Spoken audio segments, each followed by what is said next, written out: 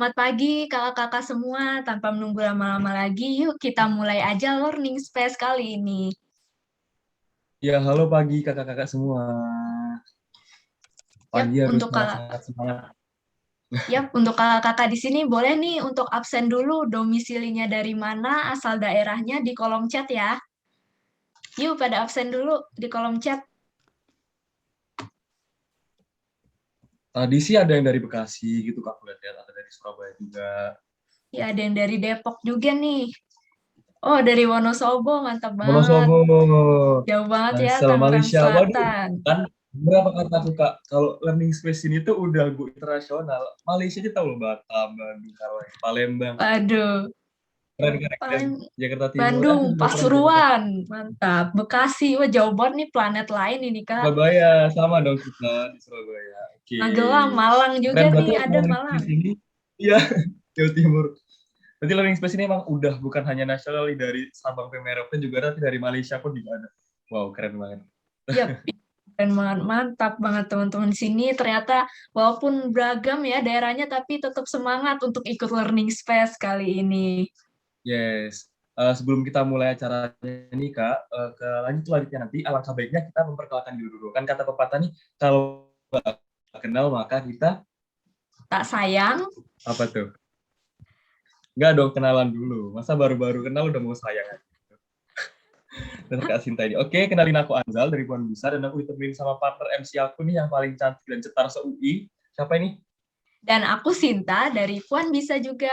Oke, kita sebagai MC di sini bakal menemani kalian selama sesi learning space kali ini. Oke, kakak-kakak, selanjutnya aku mau ngasih info nih, sebenarnya apa sih Kak learning space itu? Kak Sinta tahu nggak?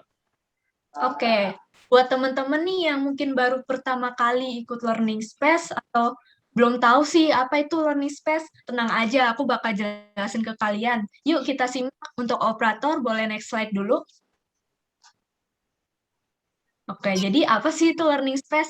Jadi, learning space itu merupakan program baru Puan Bisa dengan bentuk monthly webinar yang akan berfokus pada 3 nilai utama Puan Bisa, yaitu career, self-improvement, dan mental health. Di sini, Puan Bisa mengundang narasumber sebagai pemateri dalam acara webinar tersebut, sekaligus memberikan sesi pelatihan singkat melalui praktik kegiatan yang dilakukan oleh peserta.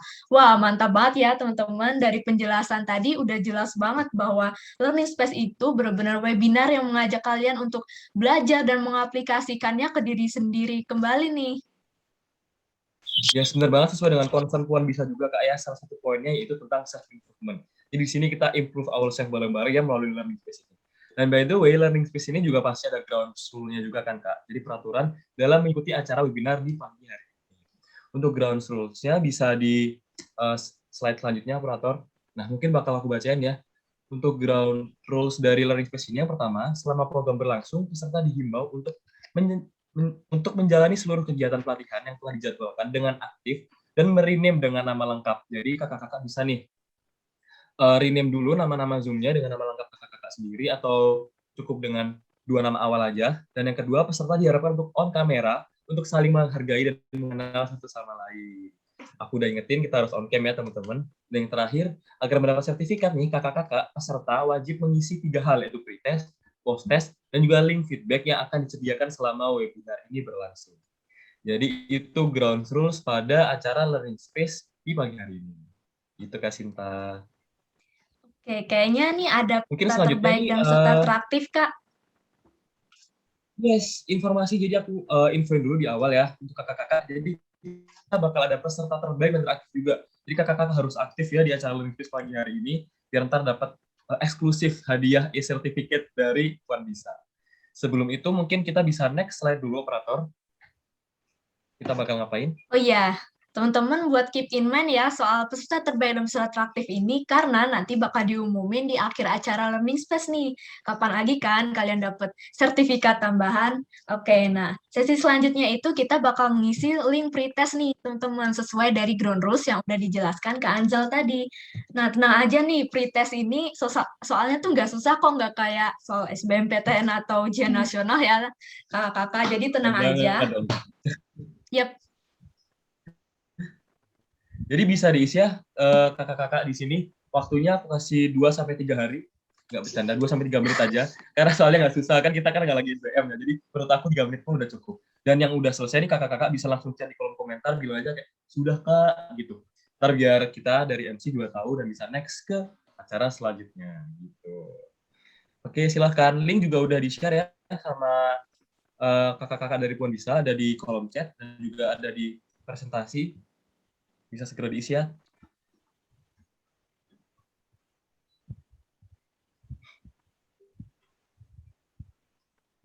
Oke.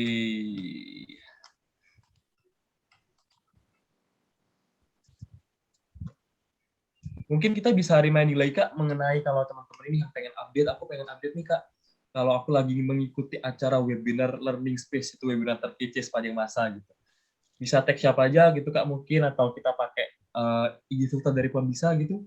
Kak Sinta. Jadi teman-teman, aku mau reminder nih buat kalian boleh banget bikin Insta Story tentang Learning Space kali ini dengan tag IG @puanbisa, @kartaPID, dan @yohana_huta_barat 92 selaku pemateri kita kali ini. Dan jangan lupa bikin Insta Story-nya pakai filter IG Puan Bisa ya. Yes, bener banget. Dan acara kita ini juga disupport fully oleh Kartap atau Karir Tanggap Indonesia. Jadi terima kasih untuk Karir Tanggap Indonesia atau kartap.id. Jadi jangan lupa teman-teman juga tag juga kartap.id ya. Karena kita juga akan disupport full untuk acara pagi hari ini oleh kartap.id. Itu dari ketik juga sama kakak dari Puan Bisa. Tag di kartap.id, Yohana Huta Barat 92 dan juga Puan Bisa. Atau barangkali mau tag juga MC-nya gitu. Mending Kak Sinta mau di tag gitu sebagai MC. Oke, kayaknya Yang sudah boleh pada ombak dulu. ya udah selesai baca ombak dulu. Bilang nih sudah Kak. Yap, ini wajib sesuai di ground rules tadi ya Kak. Kita wajib ngisi pretest, post-test, dan VT. Kalau ingin mendapatkan sertifikat ya Kak. Jadi wajib diisi. Oke. Ya benar, dikerjakan sekarang ya. Boleh dikerjakan sekarang ya kakak-kakak. Boleh dikerjakan sekarang untuk pretestnya, linknya juga udah. Itu Kak Sa sudah done. Keren bisa banget dari Kak Sa sekarang Kak. Gak susah kok link pretestnya. Yep. Ya. Dan untuk ground rules-nya juga udah ada di kolom chat ya teman-teman, kakak-kakak semua. Kalau emang mau cek ground rules lagi. Oke, kayaknya pada udah nih ya Kak. Yes, udah pada kelar semua, keren-keren dari kakak-kakak yang ada di sini. Beres tuh. Oke, kita lanjut aja ke sesi selanjutnya ya Kanzal. Boleh banget. Let's go. Ya, sebelumnya kita mau ngobrol-ngobrol dulu nih sama teman-teman buat tahu seberapa relate-nya kalian sama materi kita hari ini. Oke, berhubung materi di Learning Space kali ini itu practice to cope with anxiety dengan mindfulness ya. Jadi itu kayaknya untuk anxiety ini tuh pada relate nggak sih Kak Anzal? Soalnya kan banyak nih yang lagi kuliah atau sekolah atau udah kerja nih sering banget ngerasa cemas atau gelisah nih sama banyak hal ya. Kalau Kak Anzal sendiri relate gak nih? Oke, kalau dari aku pribadi sih Kak Sinta ya, aku tuh ngerasa relate banget sama topik kali ini, jujurly. Tuh, kakak-kakaknya juga relate tuh. Aku juga relate karena apa? Aku ngerasa di era pandemi sekarang ini khususnya ya, mobilitas kita kan sangat terbatas. Jadi kita semuanya online, apa-apa online. Dan kadang itu malah bikin pressure, bikin aku anxiety, juga FOMO lebih tepatnya ya. Jadi kayak lihat teman yang achievement-nya makin membludak malah pada masa pandemi ini, mereka tetap jalan-jalan ke luar negeri atau santai, itu bikin aku bit anxiety gitu sih, kalau dari aku pribadi ya. Dan I don't know how to cope it. Jadi kayak gitu. Kalau dari kakak-kakak sendiri atau dari Kak Sinta mungkin mau sharing juga pengalamannya? Ya, setuju banget Kak, apalagi tuh sekarang zamannya online ya, jadi apa-apa tuh online, aku sering banget Yes. kayak cemas, anxiety gitu, sampai namanya tugas ya Kak, mau presentasi, cemas-cemas gimana gitu.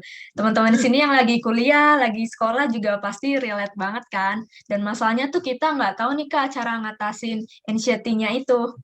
Nah, teman-teman di sini boleh Yes. nih, buat share pengalaman kalian, mungkin kalian sekarang lagi ngerasa anxious atau pernah nih ngalamin anxiety, boleh untuk share di kolom chat Boleh ya. sharing nih.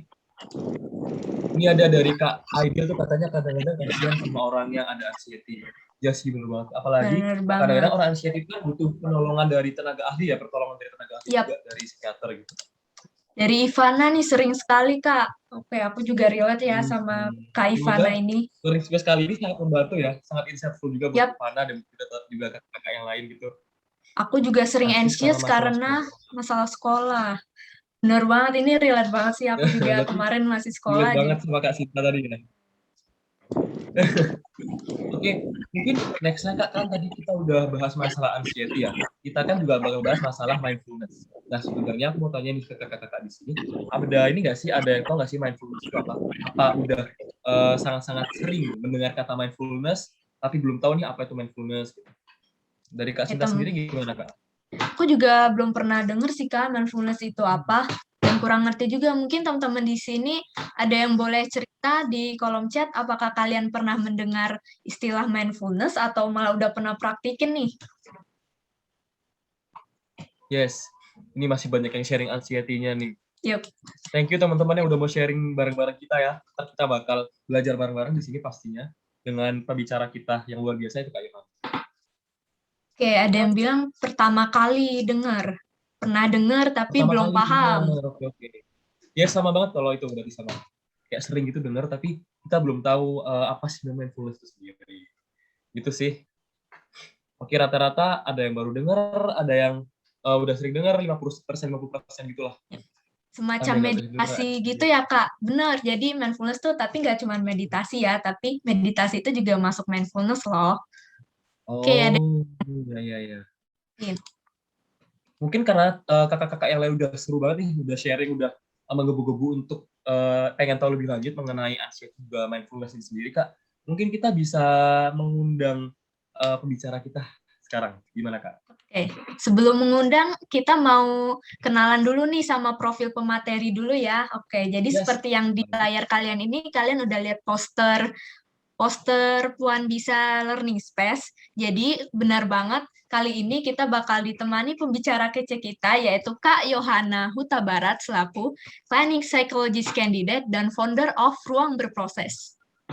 Yes, Kak Yohana ini juga merupakan mental health consultant di PT Karya Perempuan Indonesia dan juga Student Masters Clinical Psychology di Unika Sugija Pranata. Keren banget pastinya.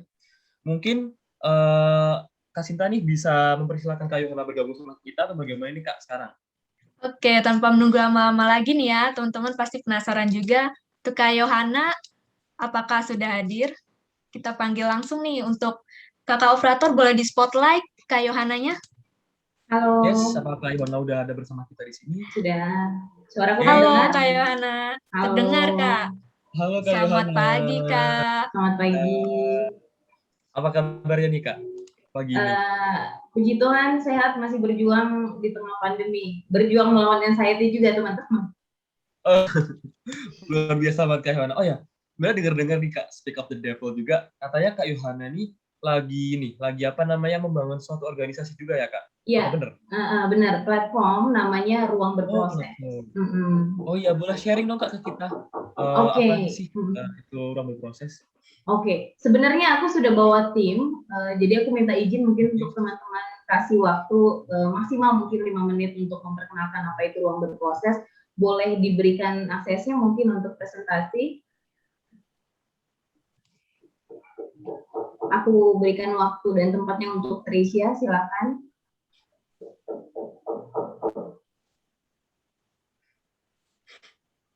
Oke, operator bisa dibantu ya. Halo, mungkin bisa dibantu untuk di allow share screen?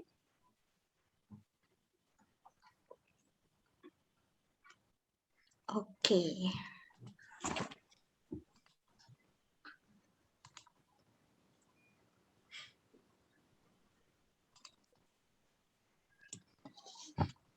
Oke, sebelumnya terima kasih kepada MC dan Kak Yohana. Sebelumnya, perkenalkan nama aku Tricia dari salah satu tim branding di Ruang Berproses.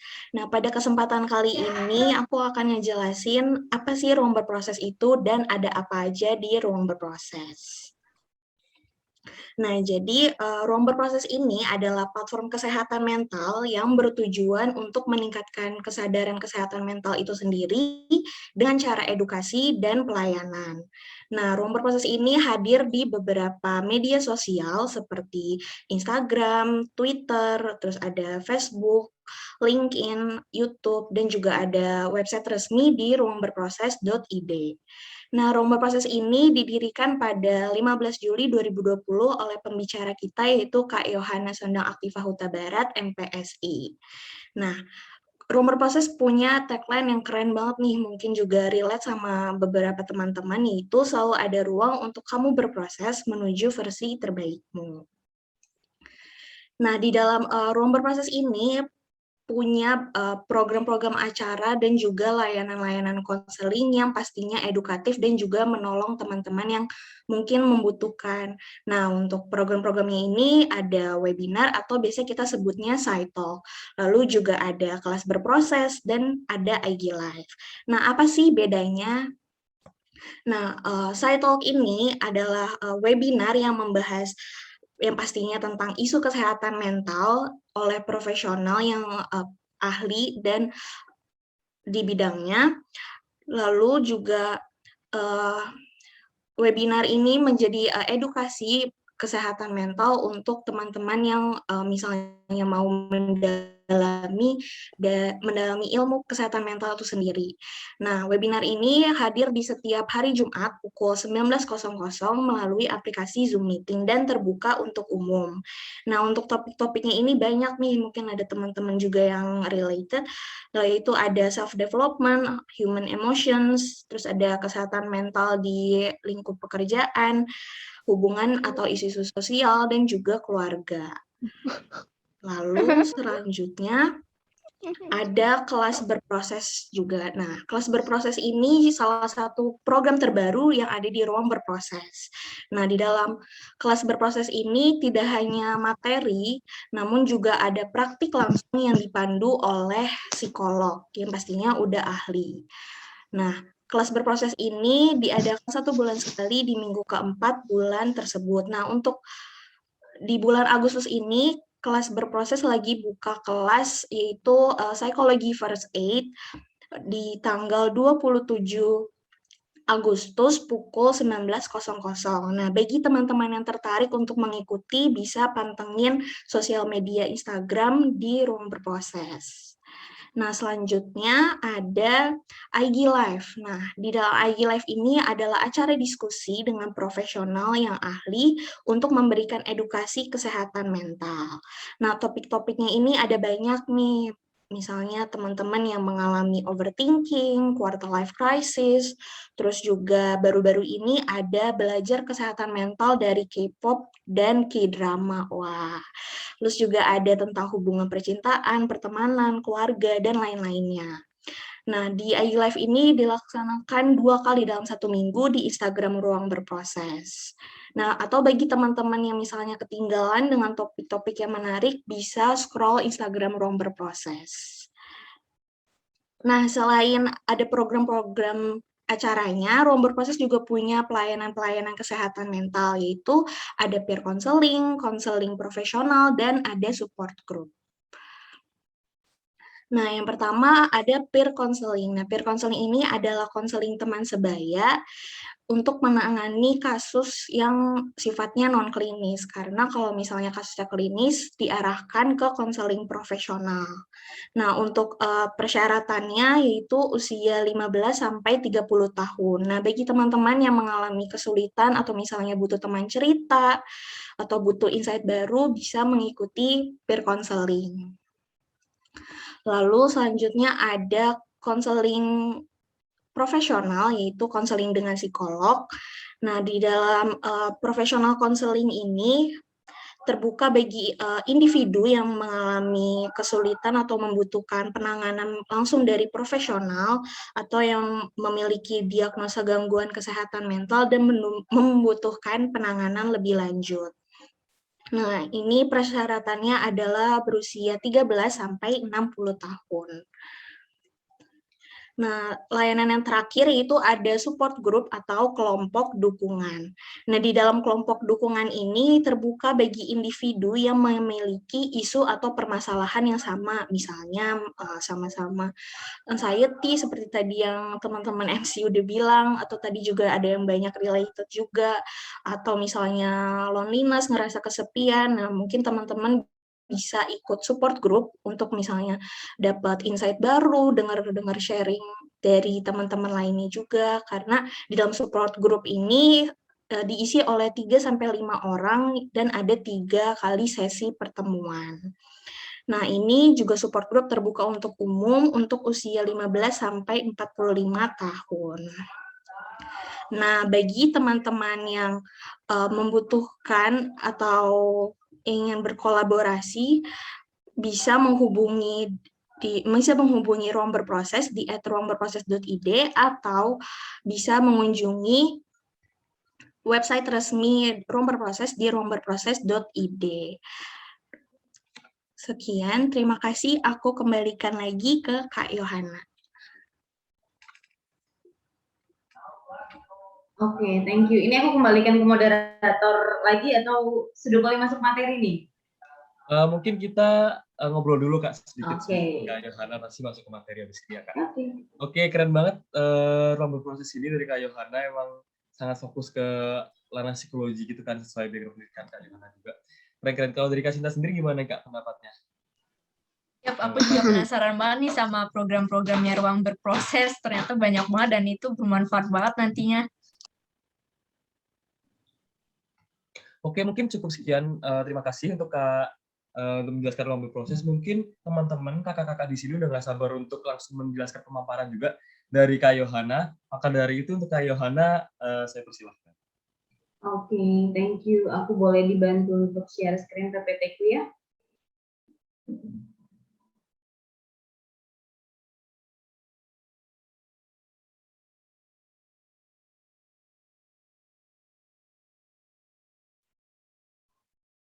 Oke. Ini PPT panitia yang share screen kan ya? Untuk operator boleh di-share Oke. PPT-nya.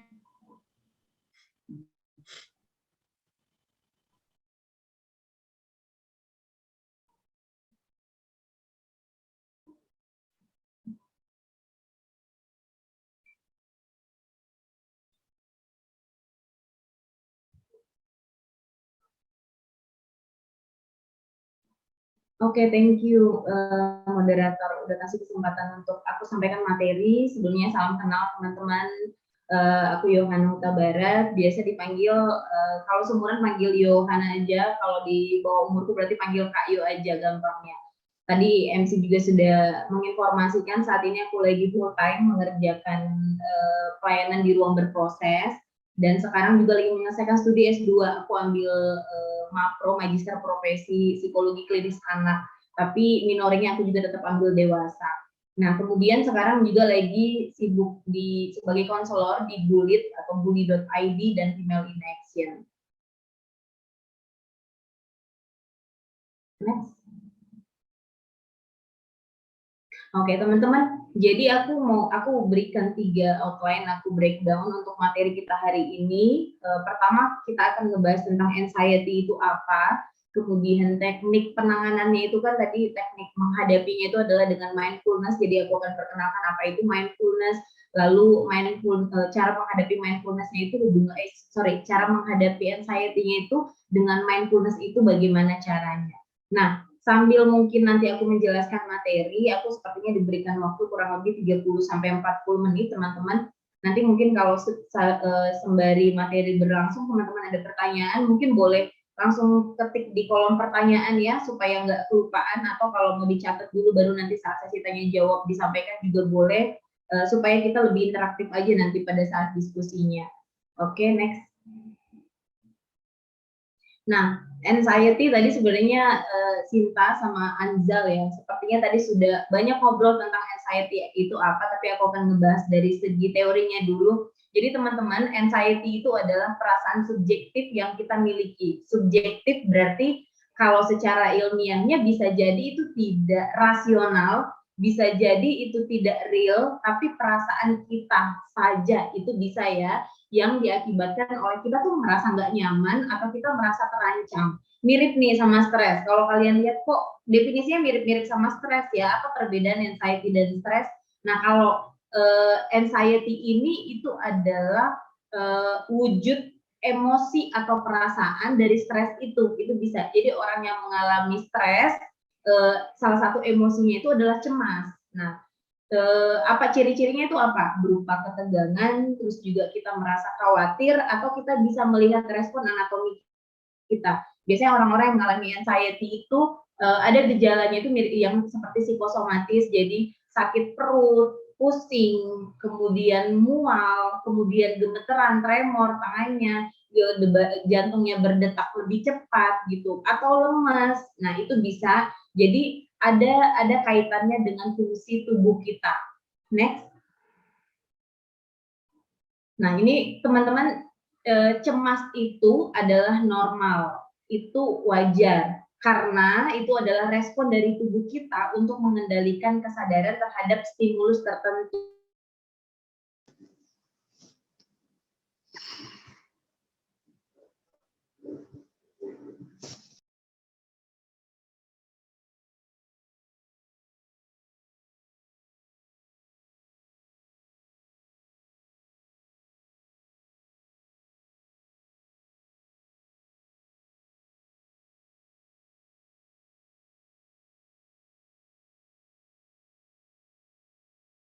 Oke, kayaknya ini Kak Yohana nge-freeze ya, teman-teman. Mungkin bisa Ya ditunggu dulu. mungkin ada gangguan jaringan nih yang tidak terduga.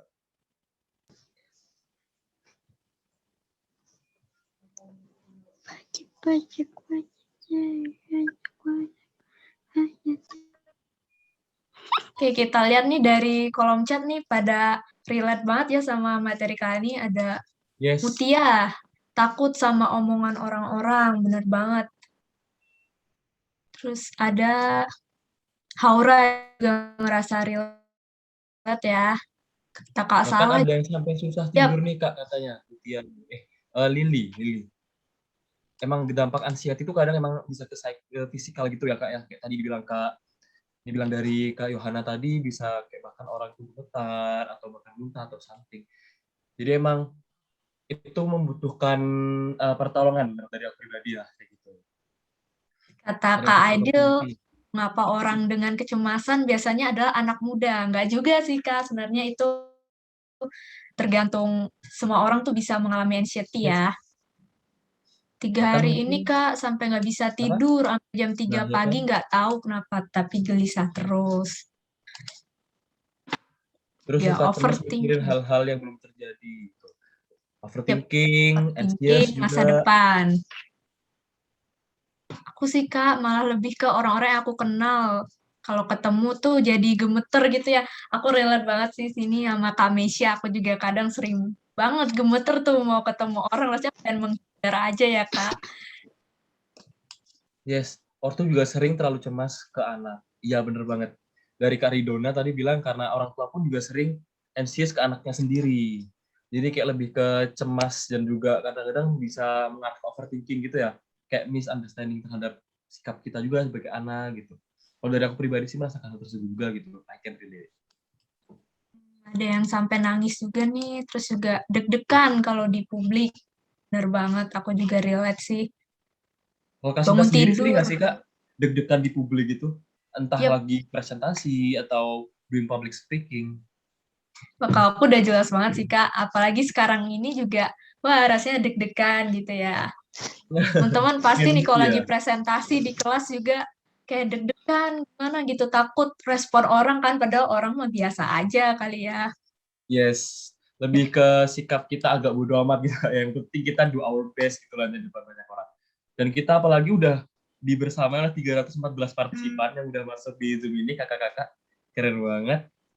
Yep. Dan juga bisa sharing-sharing semua. Sekarang latihan buat nenangin diri sama ortu sih, supaya sama mengurangi anxiety-nya. Keren banget Kak Ridona. Keren banget. Ini suatu tips juga ya buat kita kakak-kakak ya, di Yep. mana di era pandemi ini kita kan lebih dekat gitu dengan keluarga karena kita harus stay at home, kita nggak bisa kemana-mana. Jadi kita bisa lebih mendekatkan diri juga sama keluarga. Kita lebih bisa solving our problems together gitu. Mungkin emang anxiety ini bisa kita coping bareng-bareng sama keluarga, sama ayah, sama ibu gitu. Bisa nih buat kakak-kakak yang lainnya ikut dari kakak Didona tadi. Keren banget Kak Didona. Jadi ada juga yang cemas sampai masuk UGD ya. Waduh, ini mungkin kamu emang butuh bantuan profesional ya, Kak Raji. Iya pasti sih. Ini juga ada yang tanya, Kak, anxiety dan anxiety disorder itu beda, Kak? Mungkin teman-teman yang punya pengetahuan di bidang psikologi bisa nih bantu jawab pertanyaan dari Kak Ivana. Jadi kita komunikasi aja dulu di sini. Wah, Kak Yohana, selamat datang lagi Kak Yohana. Aduh, sorry teman-teman, ada pemadaman listrik, jadi maaf ya. Wah, Oh, nggak apa-apa, Kak. Udah bisa bergabung, udah normal lagi kan, Kak? Udah bisa meneruskan materi kita. Iya. Oke, dipersilakan Kak Yohana, terima kasih. Oke, mohon maaf ya teman-teman, aku lanjutkan. Jadi cemas itu adalah normal, itu wajar dimiliki oleh semua orang, bahkan ini menjadi pertanda kalau kita tuh menjadi manusia, salah satu cirinya itu adalah kita memiliki rasa cemas itu sendiri. Nah, kemudian boleh next. Nah, ini tadi gambaran aku sudah sampaikan bahwa cemas itu adalah hal yang wajar. Jadi dalam sepanjang kehidupan kita, cemas itu akan datang. Jadi teman-teman nggak usah tunggu, nggak usah usir, itu akan datang. Akan ada hal-hal yang membuat kita merasa cemas dan itu adalah hal yang wajar untuk kita sebagai manusia. Misalnya kalau kita kehilangan pekerjaan, wajar dong kita merasa cemas. Atau ada kondisi misalnya perceraian, atau kita merasa gagal, ekspektasi kita tidak sesuai dengan apa yang sudah kita persiapkan. Kemudian juga kita mengalami perpindahan, ada harus beradaptasi lagi, kita mengalami stres, lalu muncul rasa cemas itu. Jadi ini sangat wajar. Jadi kalau kalian mengalami hal ini, merasa cemas pada kondisi-kondisi yang memang tidak membuat nyaman, itu sangat wajar. Tapi nanti kita bahas bagaimana kita mengetahui bahwa cemas itu tidak wajar. Boleh next?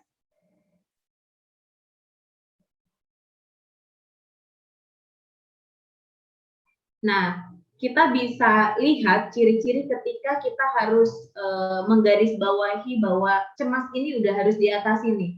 Ketika yang pertama intensitasnya ini berlebihan. Misalnya dalam satu hari, ini banyak dialami teman-teman di masa pandemik ini ya.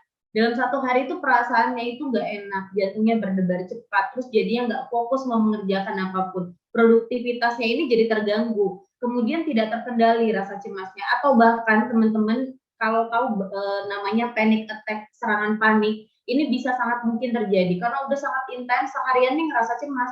Di malam harinya muncul panic attack, terus kita kayak nggak punya kuasa untuk diri kita, terus kita merasa bahwa sepertinya banyak orang berpikir bahwa ini seperti rasanya itu mau mati. Jadi kayak tidak bisa berpijak ke tanah jatuhnya. Jadi kayak terangkat dan ngerasa debaran jantung kencang banget, oh gue udah bakalan lewat deh ini. Nah, itu bisa terjadi kalau sudah sangat intens dan tidak terkendali, kemudian mengganggu produktivitas dan menimbulkan gejala fisik terus-menerus. Teman-teman cek ke dokter, kok nggak ada masalah ya, tapi sakit perut terus, atau debaran jantungnya nggak normal terus, tapi saat dicek di dokternya nggak ada, semuanya baik-baik saja. Jadi ada kemungkinan memang cemasnya ini sudah harus ditangani dan sudah tidak wajar. Tapi hati-hati, aku tidak meminta teman-teman untuk self-diagnose, karena ini perlu juga ditegakkan diagnosnya oleh psikolog atau profesional. Jadi kita cukup tahu aja, oh ternyata aku sudah tidak wajar, maka ketika sudah kondisi begini, aku harus go to profesional dan tanya kondisi ini seperti apa sebenarnya. Begitu. Next.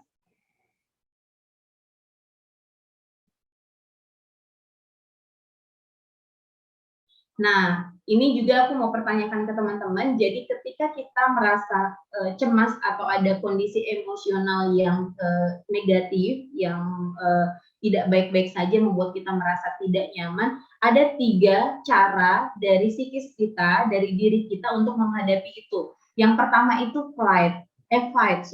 Yang pertama itu fight. Fight itu adalah melawan, langsung face up to the problem, langsung face up to the stimulus yang membuat kita merasa tidak baik-baik aja. Tapi ada juga yang flight. Flight itu tuh kabur, jadi menghindar dari si rasa cemas ini. Misalnya teman-teman aku kasih contoh tuh yang agak-agak common di banyak orang ya, putus gitu misalnya, terus patah hati, diselingkuhi. Terus kita tahu bahwa kita akan merasa sangat cemas, kita merasa marah, intensitas dari emosi negatif itu muncul banyak ketika kita melihat sosial media mantan kita. Ntar dia update nggak ya sama cewek barunya, ntar dia begini nggak ya. Oke, nah yang kita lakukan itu adalah menghindari, itu bisa. Kemudian ada yang ketiga itu adalah freeze. Kita kayak nggak tahu harus apa, dan otak kita juga tidak bisa berpikir jernih, karena kita cuma bisa kayak membeku, kayak bingung ini kenapa ya. Nah, tiga-tiganya ini wajar terjadi pada siapa aja. Kalau teman-teman mau lihat yang freeze itu, aku kasih contoh misalnya, kalau kita pergi ke sirkus, ada pertunjukan misalnya harimau, jadi jaraknya tuh dekat sama kita, tanpa kita diinstruksikan untuk kita membeku, untuk kita diam aja tanpa memberikan gerakan apapun, kita sudah pasti akan membeku. Teman-teman mungkin pernah yang suka nonton sirkus atau pertunjukan ular atau apapun yang kalian takuti, dengan sendirinya kita akan diam, tidak melakukan gerakan apapun karena kita merasa waspada untuk tidak disakiti atau untuk tidak mengalami sesuatu yang lebih negatif dari apa yang kita pikirkan. Nah, itu bisa terjadi. Jadi ini aku akan tanya ke teman-teman, ketika kalian mengalami rasa cemas, rasa stres, atau kondisi emosi yang cukup negatif dan mempengaruhi diri kalian, biasanya kalian mostly akan kemana dominansinya?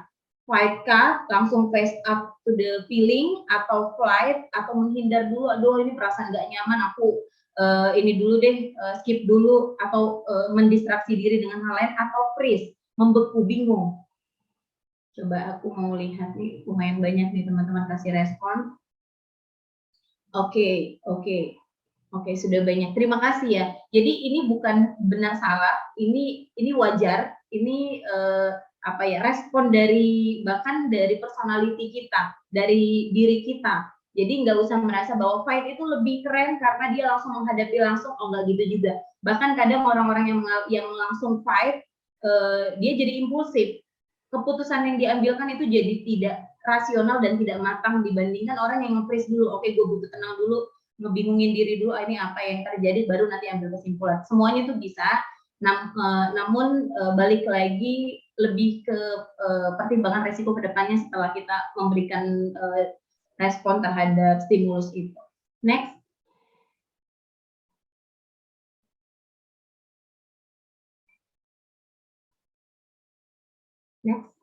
Oke. Nah, ini yang suka salah nih. Kan kita mau belajar tentang kesehatan mental, jadi kita harus menghindari labeling atau diagnose. Teman-teman, kalau kita merasa cemas, dan cemasnya itu sering, pencemas itu bukan orang yang mengalami gangguan cemas ya. Jadi kalau kamu memang orang yang mudah sekali cemas, belum tentu kamu itu orang yang mengalami anxiety disorder. Karena orang yang cemas ini tuh bisa diturunkan dari banyak hal, bisa terbentuk dari banyak hal, dan ini belum tentu disebutkan dengan gangguan. Kalau kita bisa menghadapinya dengan baik, kita tahu bagaimana cara untuk penanganan rasa cemas kita, ini tidak disebut gangguan ya teman-teman. Jadi jangan terburu-buru untuk menyebut dirimu atau menyebut orang lain terlalu mudah banget cemas. Kayaknya lu anxiety disorder deh, nggak begitu ya. Jadi aku akan jelaskan lagi sebenarnya kenapa cemas itu belum tentu anxiety disorder. Next. Nah, kalau disebut anxiety disorder ini, kalau dalam DSM-5, untuk anak-anak psikologi tahu itu kita sebut dengan kitab sucinya psikologi. Jadi kalau kita mau mendiagnosa sesuatu, kita pakainya itu. Nah, anxiety disorder ini terdiri atas beberapa jenis. Yang pertama itu adalah separation anxiety disorder. Ini biasanya dialami oleh anak-anak. Jadi kalau kalian lihat anak-anak yang mau masuk kelas 1 SD itu biasanya, dia akan mengalami kecemasan berlebih karena akan ditinggal oleh orang tua dan akan diletakkan di lingkungan yang asing dari dia. Jadi biasanya anak-anak SD itu kelas 1 tuh kalau kalian itu saat pengantaran orang tua ke sekolah itu ada drama teriak-teriakan, menangis, nggak mau ditinggal, dan orang tua harus nengokin dari jauh. Nah, itu biasanya dialami oleh anak kecil. Jadi kalau masih dialami oleh orang dewasa, nah ini sangat perlu untuk kita waspadain. Kemudian itu selective mutism. Ini juga mostly terjadi pada anak kecil sama remaja. Jadi biasanya dia nggak bisa ngomong ketika di lingkungan yang membuat dia tidak nyaman. Tapi kalau di rumah atau di lingkungan yang membuat dia nyaman, dia bisa cerewet, dia bisa ngomong. Tapi saat di luar, diem. Bahkan orang bisa menyebut dia itu kayak bisu. Nah, nggak bisa ngomong sama sekali. Nah, ini anak-anak selective mutism. Kemudian spesifik fobia ini adalah orang-orang yang mengalami fobia terhadap kondisi tertentu, misalnya takut akan ular secara berlebihan dan tidak rasional ya. Bahkan ada yang cuman misalnya takut kecoa, melihat gambar kecoa aja itu responnya sudah sangat berlebihan. Ini kan nggak rasional lagi. Nah, ini bisa disebut dengan spesifik fobia. Kemudian social anxiety disorder. Ini banyak terjadi pada orang-orang di masa pandemi ini. Kita terbiasa, tadinya sosialisasi itu adalah hal membuat kita merasa hidup sebagai manusia. Tapi ternyata di masa pandemi ini, karena sudah terlalu sering di rumah, ketika kita keluar kita merasa nggak nyaman, kita merasa cemas dilihatin orang, atau bahkan kita takut sosialisasi ini membuat kita terkena penyakit. Ini bisa. Kemudian ada panic disorder. Nah, tadi aku sudah sampaikan salah satu cirinya itu adalah mengalami serangan panik. Kemudian ada agorafobia. Jadi kemudian ada generalized, aku singkat aja ya, generalized anxiety. Kalau generalized anxiety ini biasanya dialami bukan langsung muncul tiba-tiba. Biasanya itu dari kecil sampai dewasa, jadi perlahan-lahan dia udah muncul kecemasannya. Kemudian ada anxiety disorder karena penggunaan obat-obatan atau karena ada kondisi fisik. Jadi misalnya pengobatan. Biasanya dialami oleh orang-orang yang GERD, kalau teman-teman tahu yang asam lambung tinggi. Nah, ini banyak terjadi. Aku kemarin tuh habis dari rumah sakit jantung, karena aku juga mengalami GERD. Jadi di situ ternyata banyak orang merasa bahwa dia mengalami serangan jantung. Ternyata setelah dicek itu nggak ada, karena ternyata serangan panik lebih tepatnya. Jadi GERD-nya muncul, gasnya naik, membuat tekanan, jantungnya berdetak cepat, nafasnya kesulitan bernafas, dan ternyata setelah dicek itu adalah karena anxiety. Begitu. Next.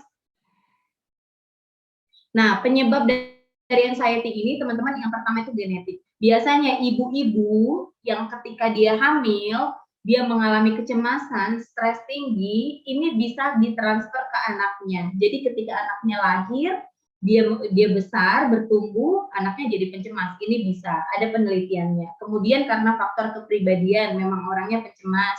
Lalu kemudian karena kondisi masa lalu, orang-orang yang mengalami kondisi traumatis, misalnya misalnya mengalami pelecehan seksual, jadi ketika dia di dalam lingkungan sendiri atau dia melihat ada satu pria yang mendatangi dia sudah sangat panik, misalnya kayak gitu, karena dia pernah dilecehkan secara seksual dengan kondisi yang sama.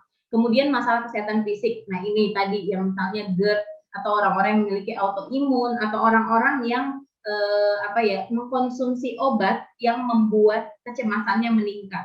Nah, kemudian ada kondisi kesehatan mental lainnya. Kalau teman-teman tahu ada misalnya bipolar. Kalau bipolar itu kan ada masa di mana dia manik dan depresif, ada masa dia di mana sangat aktif atau dia sangat depresif sekali. Nah, ini bisa muncul kecemasannya secara berlebihan. Kemudian next. Nah, ini kita masuk langsung ke bagaimana cara menghadapi anxiety-nya ini. Banyak sekali cara untuk penanganannya, tapi kita mau fokus dulu satu tentang mindfulness. Next. Nah, mindfulness ini teman-teman ini datang dari psikologi timur, tapi memang terkenalnya adalah di barat, cuman sebenarnya asalnya itu adalah dari India. Mindfulness ini kalau katanya si John Kabat-Zinn itu disebut adalah cara atau kegiatan sikap diri yang kita lakukan dengan memberi perhatian fokus pada saat ini dan hanya pada saat ini juga. Jadi badan kita ada pada saat ini, pikiran kita juga ada pada saat ini tanpa adanya penilaian, tanpa adanya labeling. Caranya bagaimana? Dengan kita mengamati. Misalnya teman-teman di sini lagi dengar aku untuk berbicara, maka pikirannya fokus mendengarkan aku, nggak mikir tadi udah bener nggak ya, itu listrik udah aku matiin belum ya, kompornya udah aku matiin belum ya, atau nanti habis ini setelah ikut webinar makan apa ya. Nah, itu udah salah satu ciri tidak mindful. Tapi kalau teman-teman mindful, ketika aku berbicara mindfulness itu adalah ini, maka fokus mendengarkan, oh ternyata mindfulness itu adalah ini. Nah, begitu. Itu cara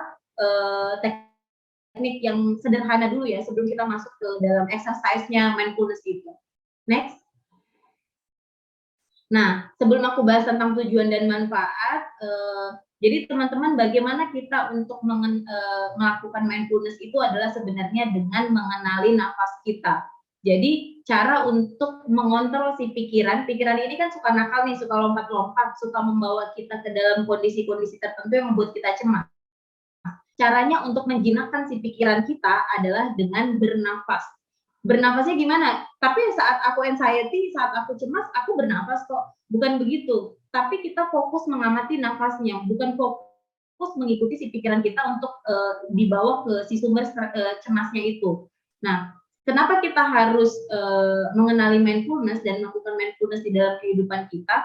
Karena dengan melakukan mindfulness itu kita tuh jadi bisa melihat sebuah permasalahan atau sebuah kondisi itu dengan lebih jelas. Kemudian kita tuh bisa jadi melihat area hidup kita tuh yang nggak pernah kita sentuh. Ternyata dengan aku bernafas, misalnya aku jalan melepaskan sendal, aku jalan, oke, Cinta, nah aku jalan di aspal, aku biasanya teman-teman melakukan mindfulness itu biasanya di sore hari, misalnya aku lepas sendal, aku jalan di aspal sambil bawa anjingku, jalan terus aku melihat ada tanaman warna hijau, kemudian aku melihat ada rumah begini-begini, aku rasakan pernafasanku bagaimana, oh udaranya segar, atau oh ada bebauan tertentu, kayaknya ada bau ban, sepertinya ada yang sedang membakar ban, terus aku melihat ternyata daunnya ini ada yang coklat, ada yang hijau, itu salah satu cara yang kita gunakan untuk mengembalikan atau untuk mindful ya teman-teman. Jadi kita bernafas dengan dengan rileks untuk menyadari apa aja yang ada di sekeliling kita dan memfungsikan indera kita. Kemudian kita bisa mengatasi masalah-masalah emosi seperti saat kita marah. Biasanya teman-teman tuh perhatiin, kalau kita marah nafasnya pendek-pendek kan? Itu kalau kita marah. Nah, cara untuk menanganinya itu adalah dengan bernafas panjang untuk kita bisa merilekskan pikiran kita dan kita bisa memutuskan sesuatu dengan lebih mindful, dengan lebih sadar. Nah, biasanya kalau kita sudah marah, kemudian kita menarik nafas panjang, mengeluarkannya secara perlahan, atau kita mungkin sambil memejamkan mata, biasanya intensitas kemarahan kita pasti menurun. Nah, ini salah satu fungsinya. Kemudian ketika kita sedang sedih, sakit hati, atau bahkan cemas. Lalu kita bisa membantu diri kita untuk menghargai perasaan-perasaan positif. Misalnya, ternyata aku nggak marah, aku hanya jengkel. Caranya itu kita bisa tahu dengan kita tenang, dengan kita mindful. Kalau kita nggak tahu, kita akan mengkategorisasikan semuanya itu dengan marah. Jengkel disebut marah, sedih disebut marah, kesal disebut marah. Padahal kita harus membreakdown lagi supaya kita tahu cara penanganan emosi-emosi kita ini. Nah, kemudian kita juga bisa melepaskan diri dari rutinitas untuk orang-orang yang sudah sangat sibuk, terus kita kelelahan dengan apa yang aktivitas-aktivitas kita. Nah, kita kembali ke nafas, kita melakukan exercise, mindful exercise, supaya kita bisa lebih rileks dan berjarak sedikit dari apa yang sudah kita kerjakan. Dan kita bisa terkoneksi lebih deep dengan diri kita. Next. Oke, cara melakukan mindfulness untuk menghindari kecemasan. Next. Yang paling sederhana itu adalah kita, ini ada tipe nih, menikmati waktu. Cara terbaiknya itu adalah kita dengan memperhatikan diri kita. Yang pertama, dengan menjaga, kita bisa melatih dengan jaga perhatian pada satu objek. Nanti mungkin kita akan ada latihan sedikit ya teman-teman, kurang lebih aku minta waktu nanti 5 menit untuk kita berlatih sedikit tentang mindfulness. Nanti ada instruksi di mana kita, kalau kita memang masih kesulitan untuk memejamkan mata, untuk orang-orang yang saya ini sering begitu. Ada klienku ketika dia memejamkan mata yang muncul itu gambaran, kalau dia membahasakannya itu monster atau makhluk-makhluk tertentu yang muncul membuat dia semakin cemas malah. Kalau dengan kondisi begitu, kalian tidak nyaman untuk memejamkan mata saat fokus kepada nafas, maka kalian boleh fokus pada satu objek, perhatikan dengan jarak 1 meter, mungkin diperhatikan aja, relax, fokus untuk melihat itu. Kemudian ini bisa diulang-ulang secara rutin, kita men-stop pikiran memikirkan apapun, hanya fokus memperhatikan benda tersebut. Kemudian kita ingatkan diri kita untuk tetap waspada tapi rileks. Caranya kita melihat diri kita waspada tapi rileks itu gimana? Biasanya itu dari pundak, leher, tegang atau tidak. Kalau kita masih tegang begini, biasanya kan kita nggak mampu rileks. Tapi kita lihat aja kalau kita memang rileks, berarti di sini agak turun. Kemudian kita bisa menikmati untuk memandang satu objek tersebut, berarti kita sudah siap untuk rileks dan fokus pada mindfulness-nya, latihan mindfulness-nya. Kemudian lakukan ini untuk mengingat diri, untuk melihat dan merasakan apa yang sedang kita amati. Kemudian next. Oke, ini pertanyaan yang aku mau sampaikan ke teman-teman selama mungkin aku menjelaskan materi mungkin sudah ada 15 menit, 20 menit. Boleh teman-teman pertanyakan ke diri kalian ketika mengikuti webinar ini, mungkin ada yang berpikir, aduh membosankan sekali, atau menarik sekali, atau apapun itu yang ada dalam pikiran kalian, coba tanyakan diri kalian, apakah kalian sudah sadar ada pada saat ini, atau kalian masih diajak untuk memikirkan yang masa lalu, atau masih diajak memikirkan apa yang terjadi di masa depan, habis ini aku mau ngapain, terus juga kekhawatiran setelah ini harus begini, gini, harus mengikuti jadwal yang sudah kalian persiapkan. Nah, coba tanyakan diri kalian, apakah kalian sudah hadir pada saat ini, lalu kalau ternyata kayaknya belum deh, kayaknya masih setengah-setengah, atau kadang hadir, kadang enggak, kadang hadir, kadang enggak. Coba tanyakan lagi, lalu pikiranmu ada di mana saat ini. Nah, next. Bagaimana mindfulness menghadapi anxiety? Next. Oke, mindfulness itu mengajarkan kita untuk mengenali emosi yang kita rasakan. Salah satu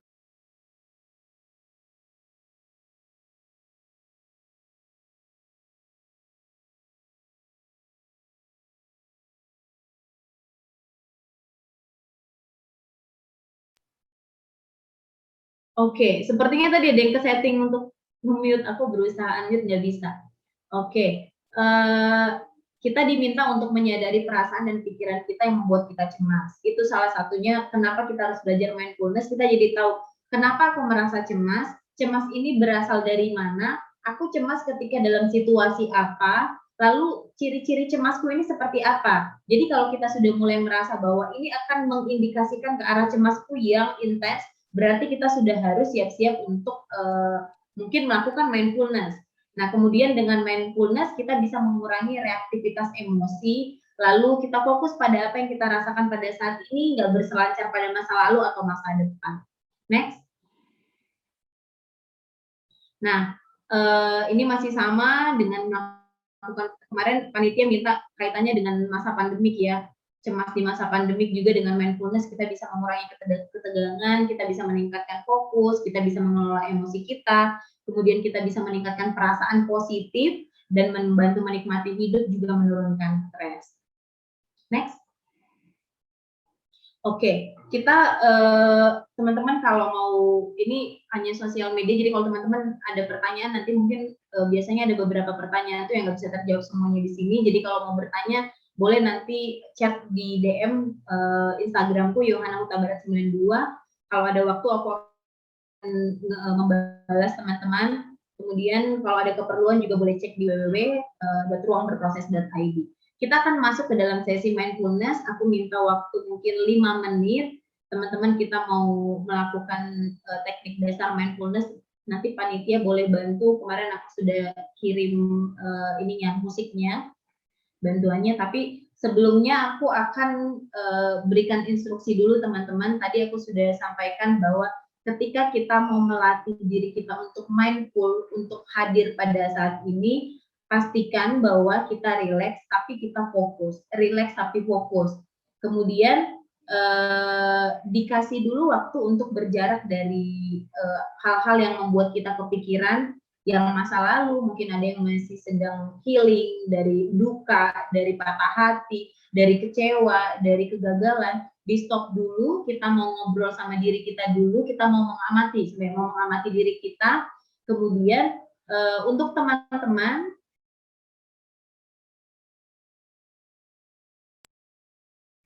untuk teman-teman yang kalian duduk di kursi, pastikan kaki kalian menapak ke lantai. Kemudian untuk yang duduk atau bersila juga boleh, jangan tidur ya, jangan posisinya tidur, minimal bersila aja duduk, bisa dilipat kakinya senyaman mungkin, nggak akan lama, kita cuma 5 menit saja. Kita akan melatih pernapasan kita, teman-teman. Nanti mungkin kalau musiknya play, suaraku nggak akan begitu kedengeran, jadi mohon perhatikan instruksi di awal. Jadi saat nanti menarik nafas, inhale, tarik nafas panjang, pastikan perut kalian menggembung. Jadi nafasnya bukan nafas di dada, tapi nafas diafragma. perutnya menggembung, itu tarik nafasnya dari hidung, jangan dari mulut, dari hidung. Kemudian saat mengeluarkan, keluarkan secara berlahan. Nafas masuk, inhale dengan exhale itu harusnya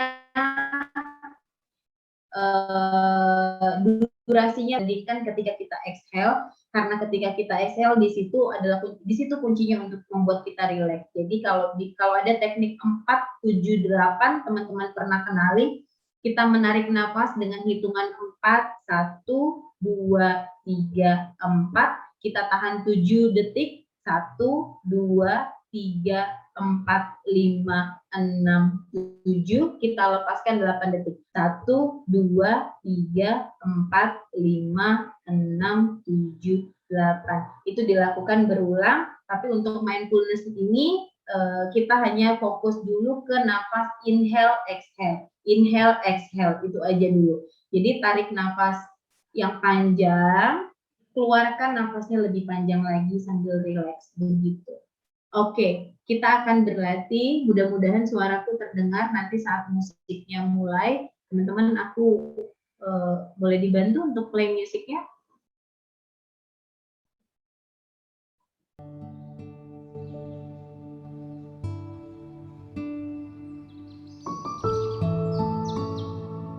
Oke, suaraku terdengar?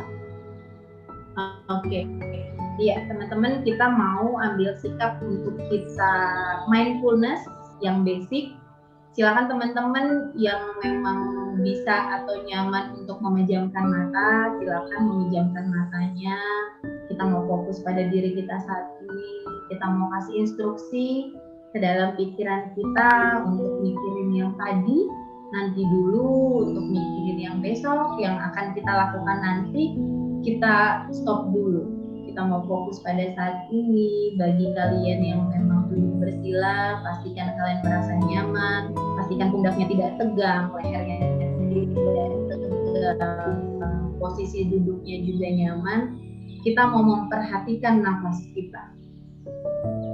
Bila ada memori atau kondisi-kondisi tertentu yang muncul di dalam pikiran kalian ketika kalian mau fokus pada nafas, diperhatikan saja, nggak usah diajak ngobrol, nggak usah direspon.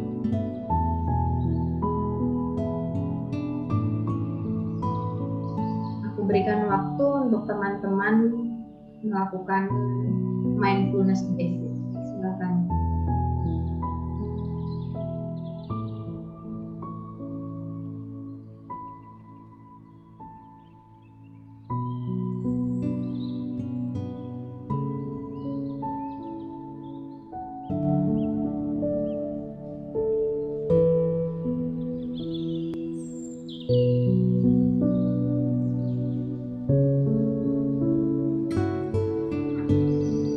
Kalau tiba-tiba ada reaksi fisik yang muncul, amati aja, tidak perlu direspon. Buat diri merasa nyaman, merasa rileks, kembali ke nafas, fokus pada nafas.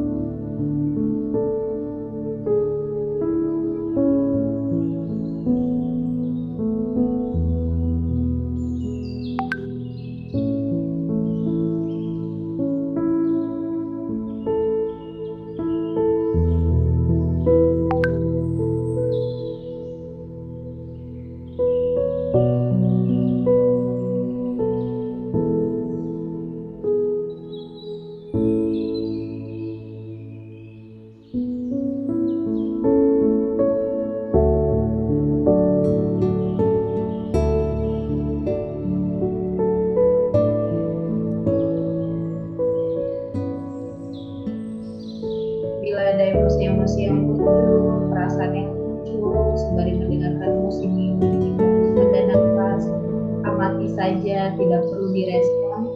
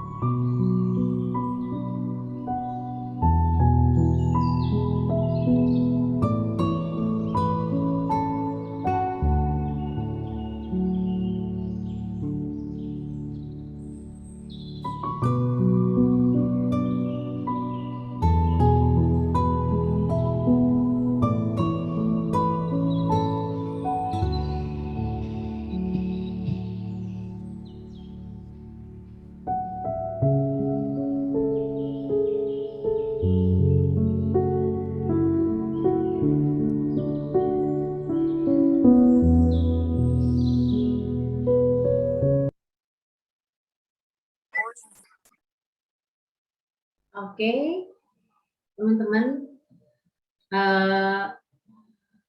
Ini sepertinya sih karena waktunya sudah habis, jadi mungkin kita nggak bisa banyak diskusi tentang apa yang sudah kalian lakukan dalam mindfulness itu.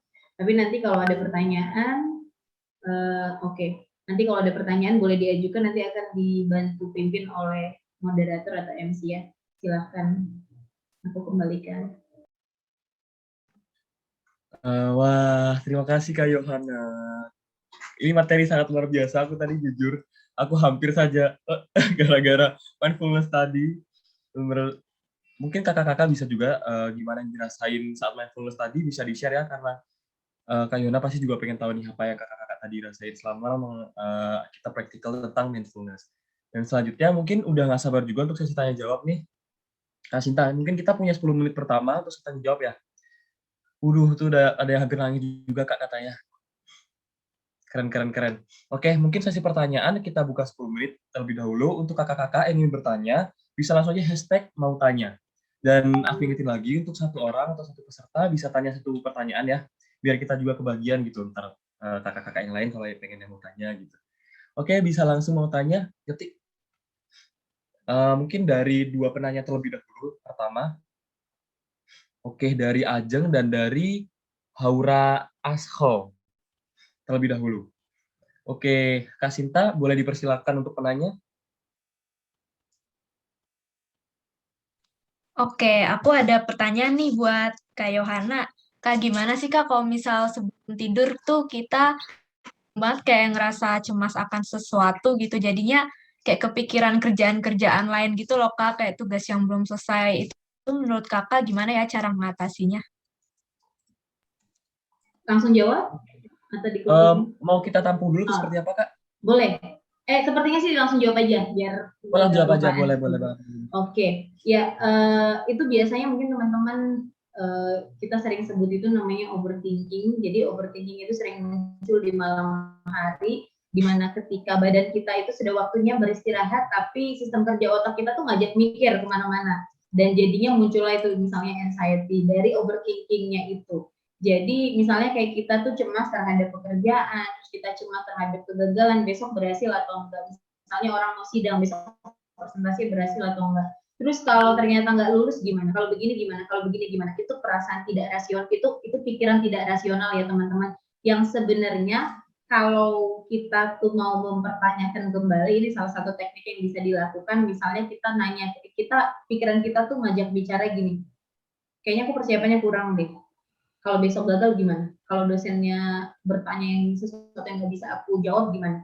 Coba tanya lagi ke dirimu. Kalau ternyata bisa jawab gimana? Kalau ternyata dosennya baik-baik saja pertanyaannya gimana? Kalau ternyata persiapanku ini sudah cukup matang gimana? Jadi ditantang pikiran negatif itu dengan pertanyaan yang lebih rasional. Memang senakal itu pikiran kita teman-teman. Makanya ada disebut dengan monkey mind, otak monyet. Jadi bukan kita otak kita seperti monyet ya, tapi gerakannya lompat-lompat seperti monyet. Baru mikir ke sini mengenai pandemi, kita ngomong hari ini ada suara ambulans nih. Jangan-jangan tuh ada orang mati ya. Terus nanti kalau aku kena COVID gimana? Terus kalau aku mati gimana? Terus teman-temanku gimana? Ini gimana? Ini gimana? Udah deh semua. Tadi asalnya cuma masalah ambulans doang, tapi udah kemana-mana itu si otak itu ngajak lompat-lompat. Jadi caranya adalah berikan pemahaman bahwa kalian yang memimpin pikiran kalian, bukan pikiran yang memimpin kalian, supaya lebih terkendali. Aku latuannya. Jadi kalau aku latuannya, maka aku yang memberikan instruksi. Tapi nggak perlu keras, karena diri kita itu perlu diperlakukan gentle, cuman cukup sampaikan bahwa misalnya dengan pernyataan yang rasional yang tadi aku sampaikan, kalau kita ketakutan, kalau aku kena COVID terus aku mati gimana? Terus ininya gimana? Kalau ternyata aku kena COVID dan aku baik-baik saja seperti si ini, si itu gimana? Berarti kan semuanya akan baik-baik saja. Itu caranya. Karena semakin kita cemas, semakin kita merusak fisik kita, semakin membuat kita tidak baik-baik aja, impact kita juga semakin tidak oke, jadi semakin merugikan diri kita. Mungkin cara sederhananya mungkin begitu ya, Sinta. Oke, terima kasih banyak Kak Yohana, menjawab sekali. Oke, buat teman-teman nih ada Kak Erinka yang mau tanya, dikasih waktu 1 menit ya, dan satu pertanyaan saja. Boleh untuk Kak Erinka untuk on mic. Kak Erinka, apakah ada? Oke, karena nggak ada, aku oper ke yang lain ya. Kak Rosa nih, ada mau tanya juga untuk Kak Rosa, boleh untuk on mic, kita kasih waktu 1 menit dan 1 pertanyaan. Kak Rosa Indika, Kak, aku mau nanya. Tadi waktu nyoba tutup mata itu, kan pikiran aku itu masih kemana-mana gitu kan. Terus pas tadi buka mata, itu udah nangis gitu aja. Itu normal nggak sih, Kak? Oke, ya, apapun emosi yang muncul ketika kita sedang mau mengamati diri kita itu adalah normal. Cuma memang itu bisa menjadi pertanda alarm ke kita, alarm ke Rosa bahwa ada sesuatu yang harus kamu perhatikan khusus dari diri kamu. Misalnya kita bilang bahasanya gini, Rosa, dirimu itu lagi minta diperhatikan loh. Kok dengerin musik begini, emosinya keluar menangis. Menangis kenapa? Menangisnya karena musiknya kah? Atau menangisnya karena kamu ngerasa rileks? Atau karena ketika ngedengerin musik ada satu momen, ada satu kondisi tertentu yang muncul, mengingatkan kamu pada emosi-emosi tertentu, membuat kamu merasa nyaman atau merasa tidak nyaman. Nah, itu Rosa sedang minta diperhatikan. Jadi sebelum kita ngomong orang minta caper, diri kita itu sebegitu intensnya untuk minta diperhatikan. Makanya ketika sedang kita relaksasi, mendengarkan musik, kita mau mencoba mindful, tapi ada emosi negatif, bukan emosi negatif sih sebenarnya, emosi yang intens, yang muncul, berarti ada sesuatu yang harus kamu perhatikan lebih dari dirimu.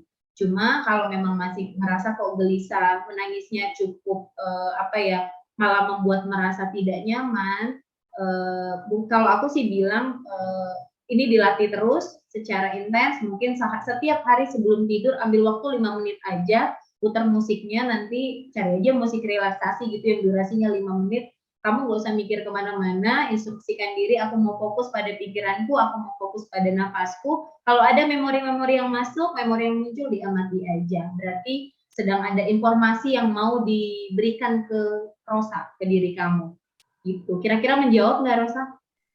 Udah, Kak. Makasih, Kak. Ya, sama-sama. Terima kasih buat Rosa, pertanyaannya keren juga. Terima kasih juga jawabannya dari Kak Yohana. Mungkin satu pertanyaan selanjutnya Kak dari Ajeng Sukma yang sempat ingin bertanya terlebih dahulu. Itu ada ucapan penyemangat juga buat Rosa dari Leoni. Terima kasih Leoni. Untuk Ajeng Sukma apa bisa on cam ya? Dan on mic? Izin Kak, lagi ada kelas, jadi on mic aja. Oh baik. Silakan pertanyaannya ya. Jadi saya mau tanya, karena saya kuliah di pendidikan guru, seberapa penting sih peran guru sama orang tua dalam mengatasi anxiety itu? Terima kasih. Oke, ini bagus banget pertanyaannya. Nah, teman-teman, kita mau kembali mungkin ke diri kalian di masa kecil. Kalau kalian memang mengalami anxiety atau kecemasan, coba kalian perhatikan banyak sekali kecemasan yang muncul itu adalah karena orang-orang di sekitar kita, karena lingkungan kita.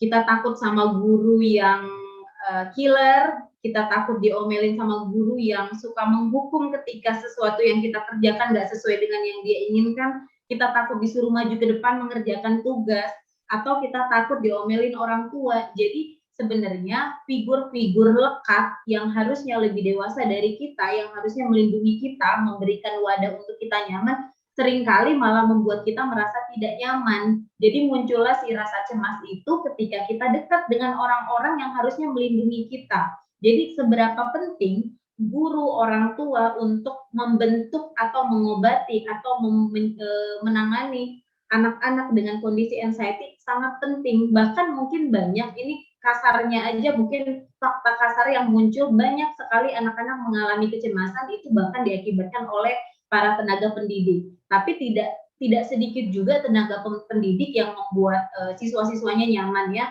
Jadi memang sebegitu pentingnya. Balik lagi ketika kamu mau membuat orang lain nyaman, buat nyaman dulu dirimu, karena biasanya orang lain yang mengeluarkan emosi negatif yang intens ke orang lain di sekitarnya itu adalah orang-orang yang terluka, yang masih menyimpan unfinished business.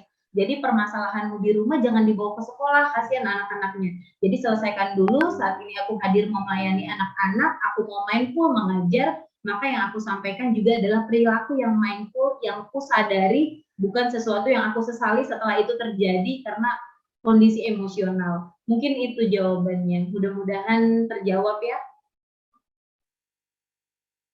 Gimana? Ajeng terjawab atau tidak pertanyaannya? Ya Kak, terima kasih. Oke, terima kasih juga Ajeng ke Kak Yohana juga. Aku merinding banget sama jawaban Kak Yohana, keren banget. Mungkin satu penanya terakhir Kak ya untuk sesi diskusi kali ini, yaitu ada dari Aura Asko. Aura Asko atau bisa on mic dan on cam? Iya Kak, bisa. Oh bisa, oke. Ya, sebelumnya terima kasih Kak Ansal sudah memberikan aku kesempatan. Aku mau bertanya kepada Kak Yohana. Selamat pagi Kak Yohana, semoga sehat selalu. Gimana ya Kak jika kita merasa anxiety tapi kita tidak bisa gini nih. Apakah ada tips selain mindfulness untuk kita bisa nge-cap anxiety itu sendiri buat diri kita gitu Kak. Terima kasih. Oke. Aku kasih mungkin ya akan banyak sekali cara penanganannya sebenarnya. Cuman teknik dasar-dasarnya itu adalah mungkin balik-balik ke relaksasi. Beberapa waktu kemarin aku tuh ditelepon salah seorang klienku di jam 12 malam dengan kondisinya dia sedang panic attack, dia napasnya sangat pendek dan aku bisa melihat raut wajahnya itu memerah karena saking ini sudah anxiety disorder ya, sudah panic attack teman-teman. Dan yang dia lakukan adalah dia pasang musik relaksasi, dia nyalakan oil gitu loh untuk membuat dia merasa tenang.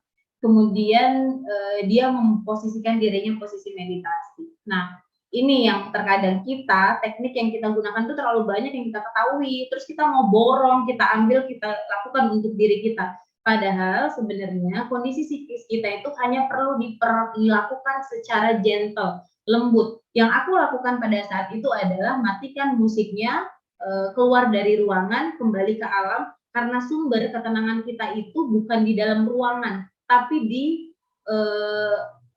alam. Aku minta dia mendekati pepohonan yang hijau-hijau. Kemudian jangan lihat orang-orang di sekitarmu, karena biasanya orang-orang yang panic attack merasa bahwa semua orang memperhatikan dia, bahwa ada sesuatu yang salah dengan dia. Maka aku bilang stop untuk melihat orang-orang di sekitarmu, lepaskan sendalmu, sentuh, coba jalanan itu apa yang kamu sentuh. Kalau ada rumput, coba rasakan. Rasa apa yang muncul? Oh, basah, lembab. Terus ke aspal, rasa apa? Oh, kering, agak keras ya. Lalu perhatikan di sekitarmu ada suara apa aja. Aku hanya minta dia untuk mendeskripsikan apa yang dia lihat, apa yang dia dengar, apa yang dia cium, maka itu akan membantu untuk merilis tegangan dari si anxiety itu. Dan ternyata itu lebih helpful daripada ya bantuan yang tadi yang sekarang sudah banyak sekali dengan musik, dengan ini, dengan itu. Yang paling penting adalah perlakukan dirimu dengan gentle itu dulu sebelum kamu masuk ke teknik-teknik lainnya. Kalau kamu sudah langsung menjejerkan semua alat-alat tools-toolsnya itu, ya jatuhnya kamu tidak bersikap gentle, tapi jadinya memaksakan kondisi untuk kamu segera sembuh, segera pulih, segera baik-baik aja, tapi nggak begitu.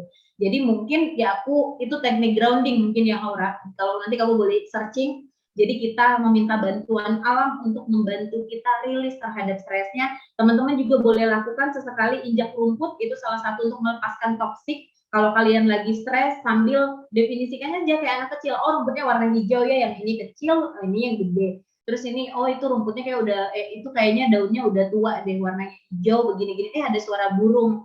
Terus nanti ada yang lewat begini, aromanya dingin ya, atau aromanya panas ya, atau aromanya lembab, kayak gitu aja. Bantu, ketika kalian sudah mengajak indera kalian berfungsi, biasanya otak kalian akan mau nggak mau nurut ke instruksi yang kalian berikan. Gitu. Mudah-mudahan terjawab ya, Aura. Oh gitu ya Kak. Jadi kita gimana caranya kita gentle terhadap diri kita sendiri dulu ya Kak. Iya. Oke, terima kasih banyak Kak. Ya. Oke, terima kasih banyak Kak Yohana atas responnya dan juga teman-teman yang udah aktif bertanya nih. Mohon maaf banget ya karena waktu kita terbatas nih, kita harus menutup sesi Q&A kali ini. Buat teman-teman yang belum terjawab nih pertanyaannya, tenang aja kalian masih bisa tetap aktif kok di Learning Space kali ini. Jadi stay tune terus di acara selanjutnya ya.